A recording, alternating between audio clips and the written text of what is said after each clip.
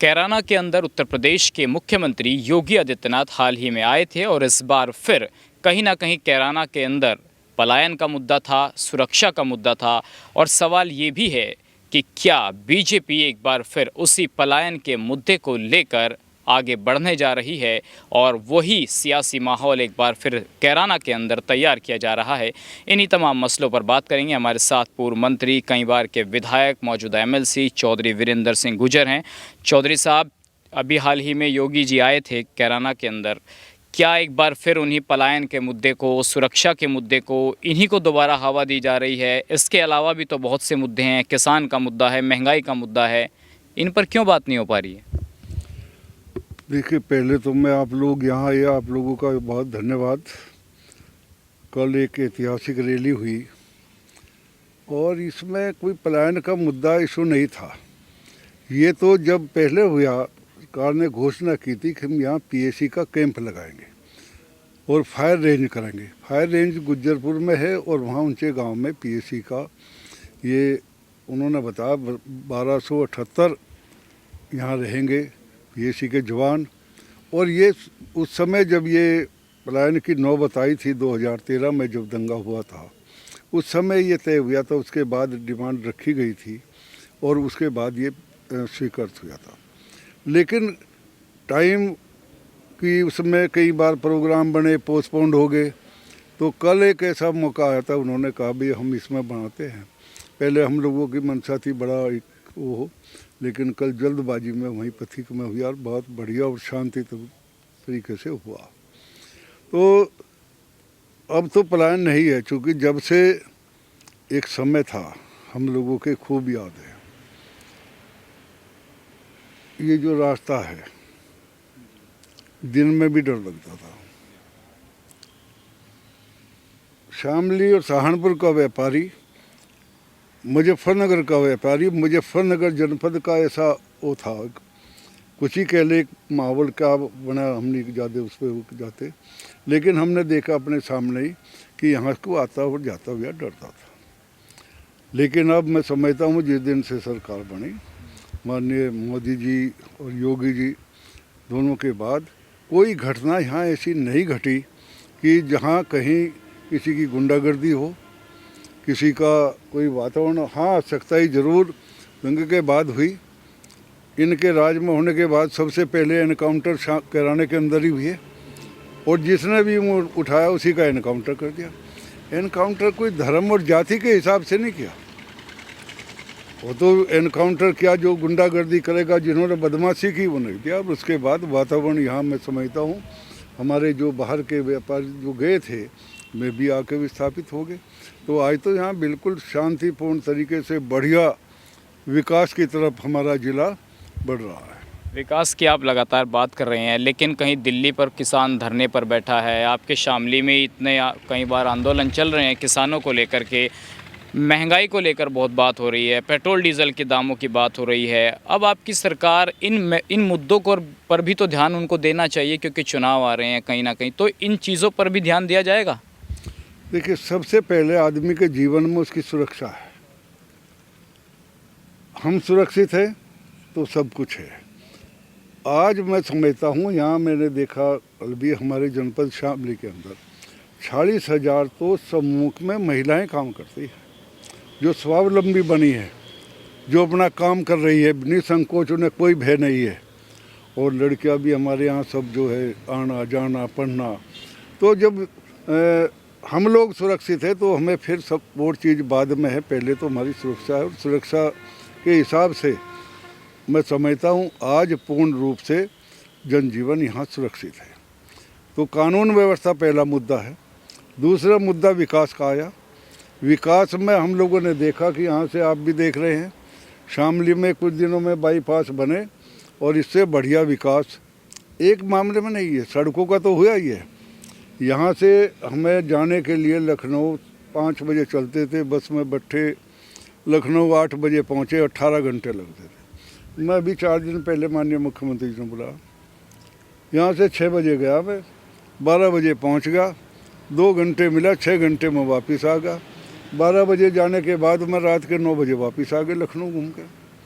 पहले पूरा दिन और रास्ते में सड़कों में ऋण में हिलते हुए जाते थे। तो विकास तो केवल इस मामले में नहीं है। देखिए सभी मामलों में जो विकास हुआ है, हमारे यहाँ कॉलेज बने हैं, तमाम बिजली घर बने हैं, कोई समस्या मैं नहीं समझता। गांव में ऐसी सड़कें जैसी हमारे यहाँ हैं, तो विकास भी विकास से भी क्षेत्र जो है वो संतुष्ट है। और उसमें भी एक बहुत बड़ा, इस सड़क बनने के बाद देख रहे आप कांधले की क्या स्थिति हुई थी। किराने को तो हम कह रहे हैं, किराना कांधला भी खाली हो गया था, नहर पे सब खाली हो गई थी दुकानें। और आज उधर लंबे मिलने वाला बना, इधर आ गया पड़ता गया। तो ये विकास की बदौलत और कानून व्यवस्था की बदौलत ही तो है कि ये व्यापार बढ़ता जा रहा है। मंत्री जी, अभी हाल ही में बहुत बड़ा प्रकरण दादरी के अंदर चल रहा है गुजरों को लेकर कि गुजरों का नाम हटा दिया गया, अपमान किया जा रहा है, राजपूत सियासत हो रही है। आपको लगता है कि एक संत, एक योगी जातिवादी हो सकता है? ये सवाल मैंने उन नेताओं से भी पूछा था, तो उन्होंने कहा कि नहीं, ढोंगी है बाबा, राजपूतों की चल रही है, कुछ जाति दिखा रहे हैं। आपको लगता है ऐसा हो रहा है सरकार के अंदर, पार्टी के अंदर? देखिए हम लोग भी बहुत लंबा समय राजनीति में होगा। राजनीतिक व्यक्ति की एक जाति और एक धर्म से ये देश और प्रदेश सुरक्षित नहीं रह सकता। हमारे लिए पहले राष्ट्र है, प्रदेश है, अपना इलाका है। तो ये जो सोच है, अभी गुर्जर प्रतिहार को लेकर ये हमारे समाज के लोग नाराज हैं। अभी तितरवाड़े में 21 तारीख में हम लोगों ने मूर्ति का अनावरण किया, ठाकुरों का उत्सव में भी वो चल रहा था।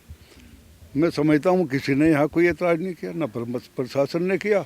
प्रशासन ने कहा हम परमिशन नहीं देंगे, मत दो परमिशन, और पूरे इलाके ने इकट्ठे होकर उस मूर्ति का अनावरण कर दिया। वहाँ नोएडा के अंदर 22 तारीख में थी।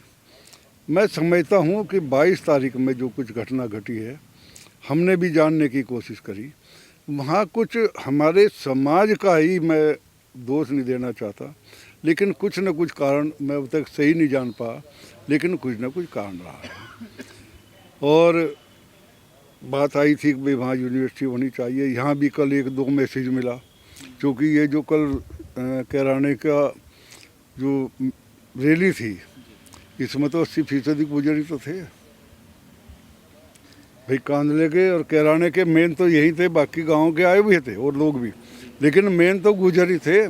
मैं समझता हूँ यहाँ कैराना और कांधले में किसी गुजर ने कोई आपको आवाज़ सुनाई दी? किसी की दी क्या? किसी ने कोई एतराज़ किया? वही किसी ने, मैं समझता हूँ पूरे क्षेत्र में किसी ने कोई आवाज़ नहीं उठाई। मैं समझता हूँ राजनीतिक मामला है, लेकिन इसमें बैठ के हम लोग भी बात करेंगे कि मुद्दा क्या है और ये कैसे इसका समाधान, क्योंकि देश तो हर जाति का चलेगा, मुख्यमंत्री हर जाति का है, हर धर्म का है। यहाँ ये कह रहे हम लोग कह रहे, अभी प्रधानमंत्री आवास आए, हमारे कांधले के अंदर 300 मुस्लिमों को मिले। जो तमाम हमारी योजनाएं हैं, चाहे वो समूह की हैं, चाहे हमारा आवास का है, चाहे हम कहीं डेवलपमेंट कर रहे हैं, वो तो मैं समझता हूँ पहली सरकार ऐसी है जो बिना भेदभाव के सबका विकास कर रही, सबका विश्वास ले रही। कल हमारे यहाँ से कितनी बसें थी मुस्लिम की? 3 बसें मलकपुर से गई हुई थी, मालीपुर से बसें थी, कांधले से मुस्लिम समुदाय के लोग गए हुए थे, गढ़ी दौलत से, गंगेरू से मुस्लिम के गए हुए थे। मैं समझता हूँ हमारे यहाँ जो 75 बसें थी, उनमें 10 बसें 12 बसें कल मुस्लिम समाज की गई हुई थी। मैं गई भी इसलिए थी क्योंकि उनके गांव के अंदर उन्हें मलकपुर में 70 आवास बने प्रधानमंत्री योजना, जिन्हें लाभ मिला उसे क्या दिक्कत है? उसे धर्म से उनसे क्या लेना है? मेरे धर्म तो कह रहे हैं हमारा धर्म है, हम नमाज पढ़ेंगे, अपना काम करेंगे, वोट से विकास, वोट तो हम विकास को देंगे। लेकिन मंत्री जी, अब कहीं ना कहीं ये बात बहुत तेज़ी से उधर से ही आ रही है नोएडा से कि भाई इस बार गुजर वोट नहीं देंगे। आपको भी हाल ही में MLC बनाया है, तो कहीं ना कहीं लोग जो हैं इस क्षेत्र के, आप पश्चिम के एक बहुत बड़े नेता हैं गुजर समाज के, तो इन गुजरों को कैसे बीजेपी के साथ जोड़ेंगे? क्योंकि विपक्ष कह रहा है कि देखिए अब गुजर भी चले गए, मीर भोज प्रकरण से बीजेपी से, जाट नाराज़ है, जाटों के साथ भी गड़बड़ हो गई है मुजफ्फरनगर के अंदर, तो ये टूट फूट रहेगी या वीरेंद्र सिंह गुजर जोड़ेंगे समाज को? देखिए वहाँ दादरी का प्रकरण है, मैं समझ पा जो अब तक समझ पाऊँ वो उनका राजनीतिक मुद्दा है। कौन लोग ऐतराज़ कर रहे हैं? विपक्षी पार्टी के लोग, समाजवादी के लोग ही तो है जो गुर्जर समाज का पूरा झंडा बुलंद करके आवाज़ उठा रहे हैं। हमारे यहाँ कल ये गुर्जर थे, इनमें कोई ऐसा आदमी भी है जो वोट नहीं देगा? हमारे यहाँ तो गुर्जर 100%, कांदला और कैराने में तो 100% गुर्जर वाला है। खतौली में है हम लोग।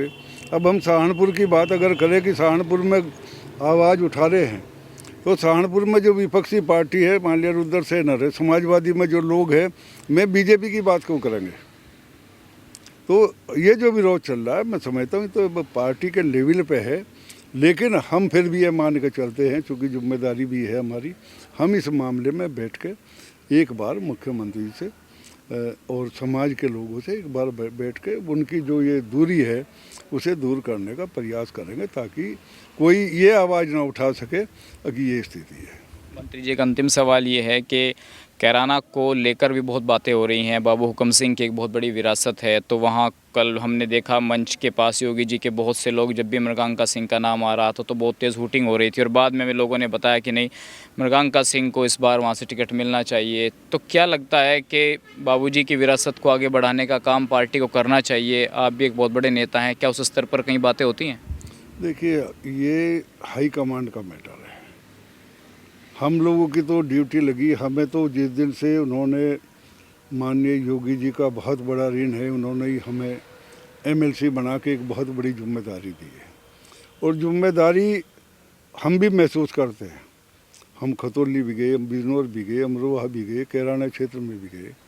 हमने उनसे एक बात रखी थी, ये काम आपका है, आप किसे टिकट देंगे? मृगांका बहन का टिकट होगा, मदद करेंगे पूरी जी जान से। जिसका टिकट करेंगे, ये काम हाईकमांड का है, और बाकी काम मेहनत करने का प्रयास करके उन सीटों पे जिताने का ये हमारा प्रयास होगा। हम टिकट के मामले में, क्योंकि ये पार्टी में कोई दखल नहीं चलता किसी का। कोई लग जाए कहना कि हाँ मैं टिकट दिला दूँगा, मुझे लगता किसी के है। पार्टी सर्वे करा रही है, क्योंकि इस समय बहुत एक स्थिति यह है कि भाई बहुत से हम हैं, 10 आदमी जाके कोई विरोध कर देगा, ये लगने लगेगा भाई पूरा विरोध है, 10 आदमी समर्थन कर रहे हैं।